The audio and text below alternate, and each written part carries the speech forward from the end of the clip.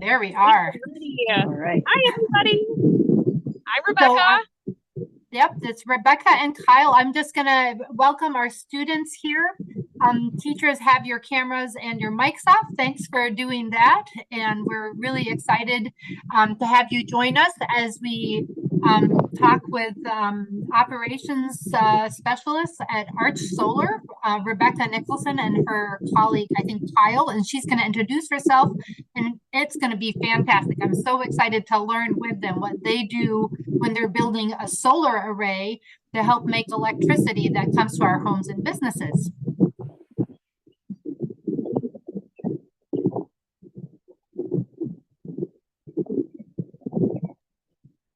We're good to go, Rebecca. You can take it from here.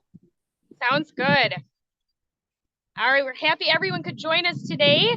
Thanks for coming. We're excited to show you what we do every day for work. So I'm Rebecca. This is Kyle. Hello.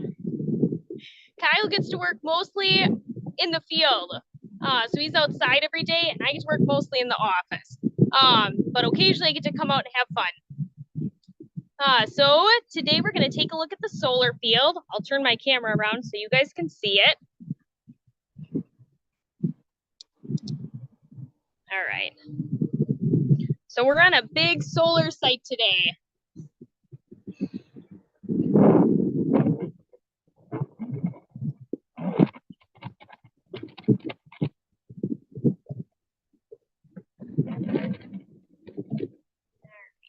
And these are the big solar sites that feed power back to the power lines so that they can bring electricity to your homes. So we'll go take a look at some of the panels.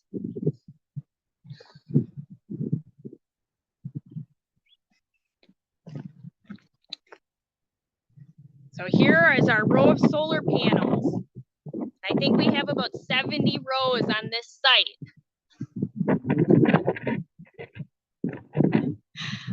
These solar panels are on trackers, so they actually rotate throughout the day to follow the sun.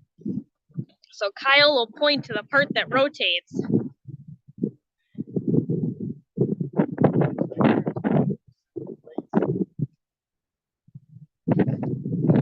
All these solar panels are connected to that line that's connected to the centralized motor unit. We can't hear Kyle. If you could repeat what he's saying, please. So all the panels are connected to a torque tube, which is connected to a motor in the very middle of the row. And as Rebecca said, as the sun goes over the sky during the day, these panels will tilt so they can get the most energy that they can from the sun at any given point. And they go really slowly, so it's hard to see it happening, but they are rotating. So then after the solar panels make electricity, there's a lot of conduit, so wires running underground. And the wires come underground and they come over to what's called an inverter. And the inverters convert the electricity so that it can be used in your home. So once they come over to the inverter, they go over to our transformer, and then they go underground to the power lines. So you never know, you might even, when you turn on the lights at home, you might be using some solar power to turn on the lights. All right. So we're actually going to have some fun today. We brought our drone out. We use drones a lot for work. We use them for a couple different things. We use them for site inspections to check to make sure everything is going well. Cal's going to hold our drone up so we can see it. And then we use them to check the health of the site. So we use thermal imaging. So we'll take a look at those things today. But this is our big drone. So we use it with a couple different cameras. And then we have smaller drones we use for work as well. All right, so we'll take you back over to the car. We're gonna send the drone up in the air, and then we'll get to look to see what it looks like when the drone's in the air and what it sees.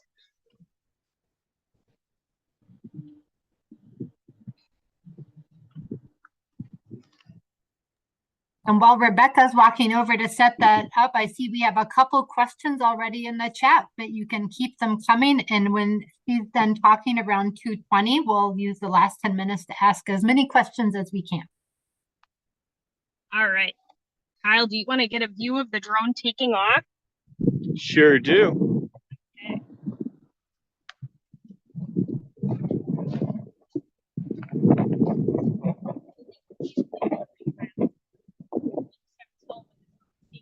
All right. Rebecca is prepping the drone for takeoff.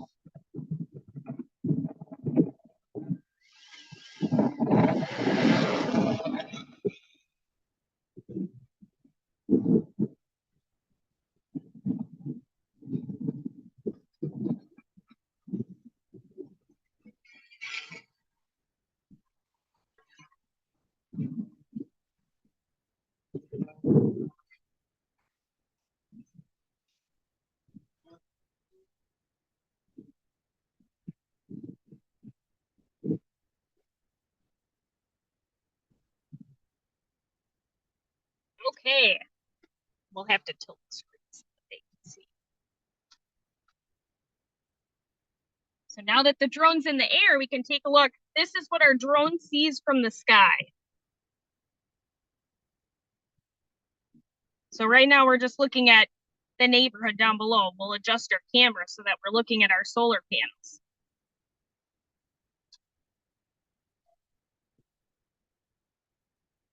And this drone can go about 400 feet in the air before we have to get special permission from the airport to fly any higher.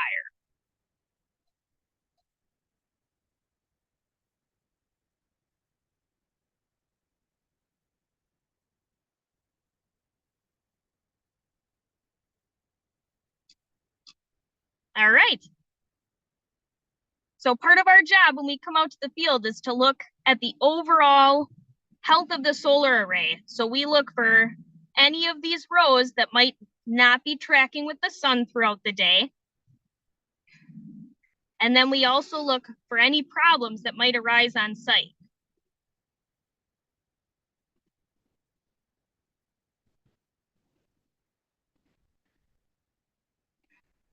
And as you can guess, it's pretty hard to diagnose problems just from looking at the picture. So we actually use thermal imaging to look at the solar panels. So I'm going to switch the camera and it's going to look at the heat signature of our panels.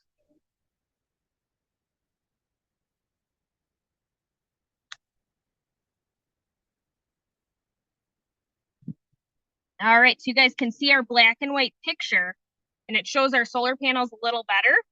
And the solar panels show up as white because they're warm when they start working.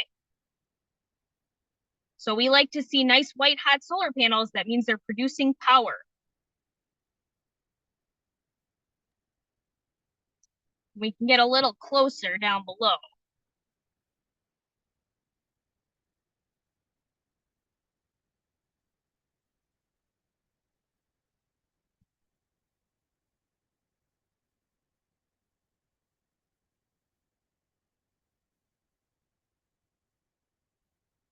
And Kyle is an O&M technician, flies regular flights of the solar arrays to look for health problems.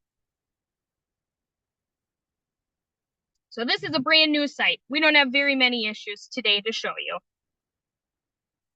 But normally he's going to fly back and forth over the solar array to take a look and see what he can find.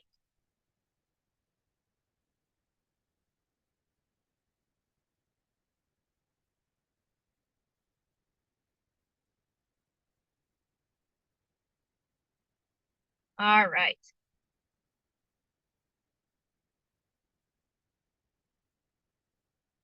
We'll put the regular camera back on.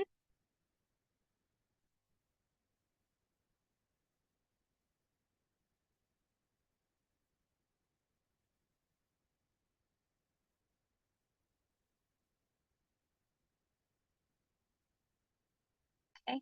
And we actually have a solar site under construction right next to this one. So we'll take a little field trip with the drone. We're actually going to fly over to that site and say hello to the guys working there.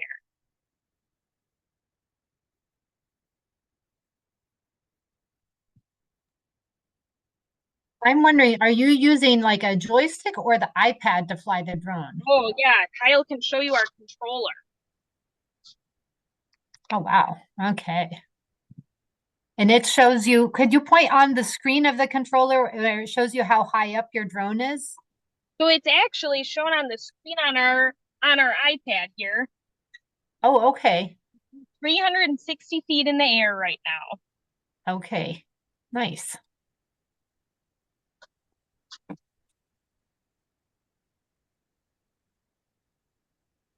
All right. While Guys you're might be able while you're flying it there, there's a question from the students. Do you need to take special classes to learn how to fly the drone? Ooh, that's a very good question. The answer is yes. So because we fly the drone for work, and because it's a very large drone, we're required to be licensed. So we actually take a test through the FAA at the airport, and we have a license to fly the drone. And I can even see the speed of your drone. It looks like it's going like 24.2 miles an hour down there. 26. Yep. Hard. Yes, it is. So here we've got a site that's under construction. So they don't have the the panels up yet. They only have the racking in.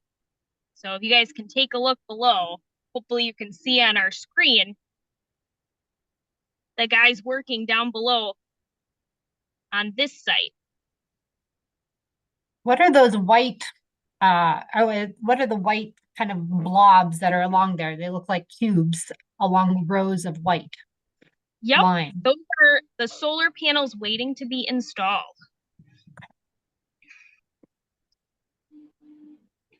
So you can see they laid them all out in big boxes.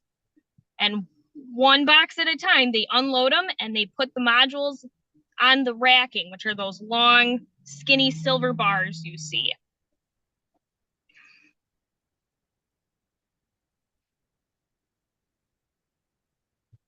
We have so many questions that have come in. Some are about drones and some are about solar panels. One of the last question that just came in, how fast will the drone go? So this drone can go about 30 miles per hour. Okay. And how much school, sorry, go ahead. Oh, it's a little windy today, so it flies a little slower. Okay. And what there's a few questions but about the cost of the drone. How much does a drone like this cost? So this drone is pretty expensive because it does have multiple commercial purposes. So this drone was about $15,000. Ooh, that's a lot of money for, sometimes we think of a drone as a toy. That's definitely not a toy model. But we do use much smaller drones for work as well, for tasks a little less varied. And those drones are quite a bit more affordable. And did you have to get special, let me see, there was a question. How much schooling did you need to be able to do your job? So I am an engineer. I went to school for engineering. I do get to fly the drone for fun sometimes, and for some general work tasks. But for the most part, I'm in the office. And my schooling was all in renewable energy and energy engineering.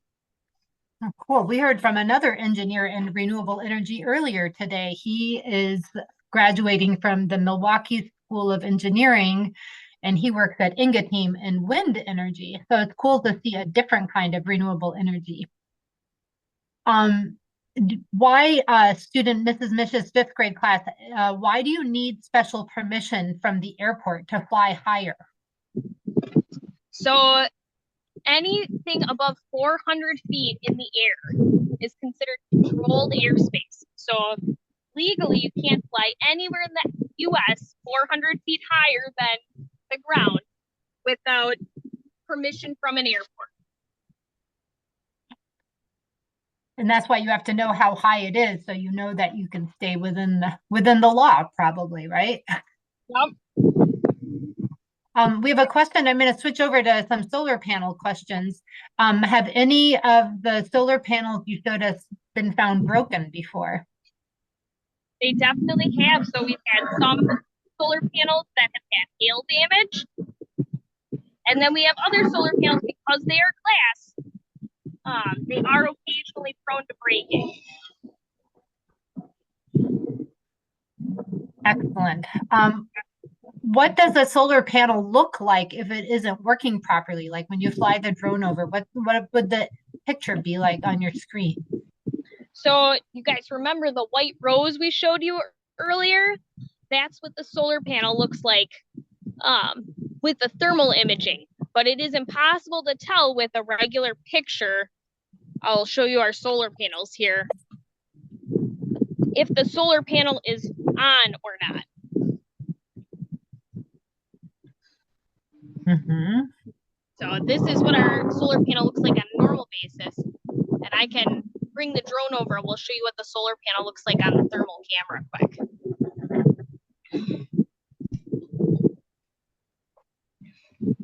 While you're doing that, we have a question. Have you ever lost a drone?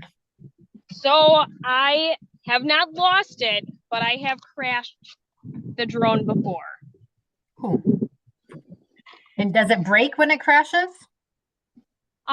It did break. Yep. Luckily, for this brand of drone, there's repair teams, so you can mail your drone in, just like you would get a car repaired. You can get the drone repaired as well. They've got a repair shop for them.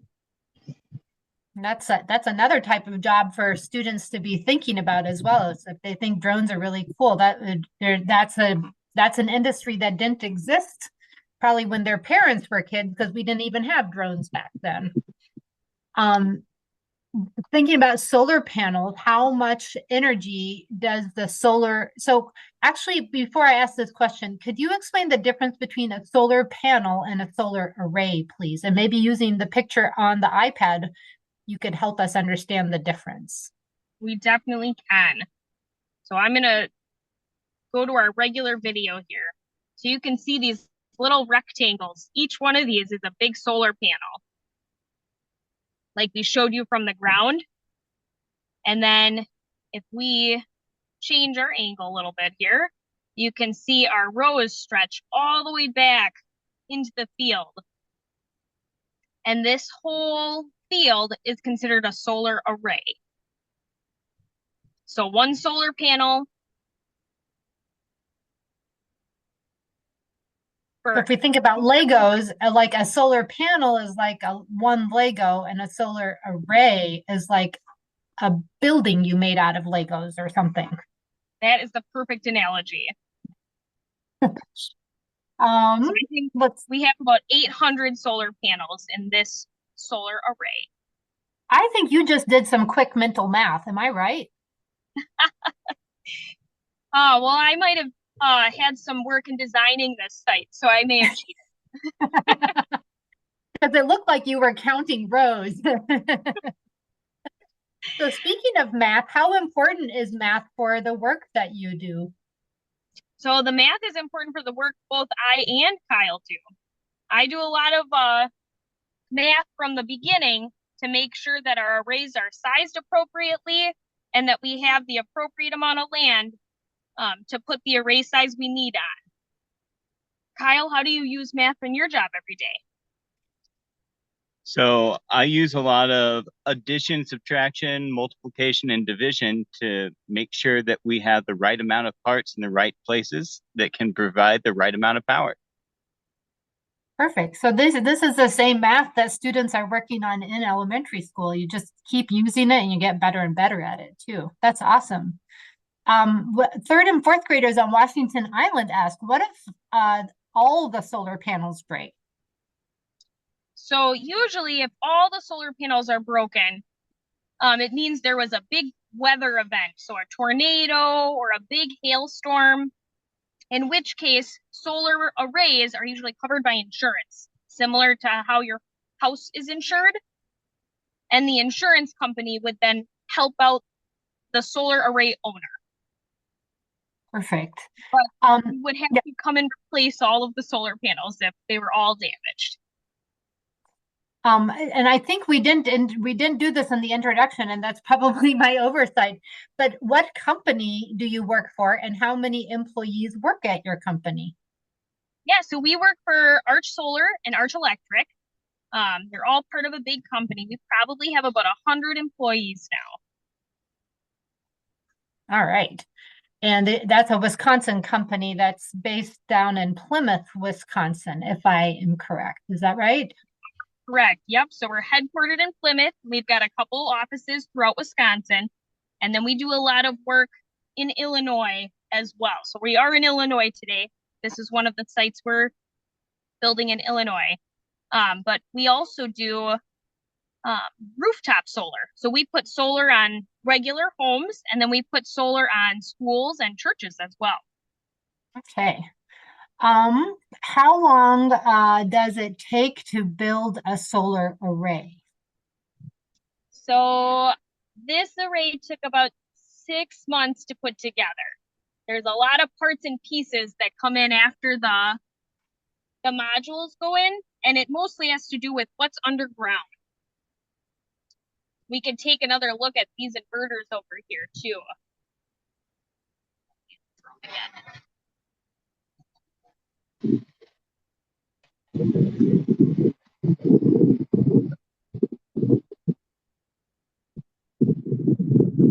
It's cool to watch it land.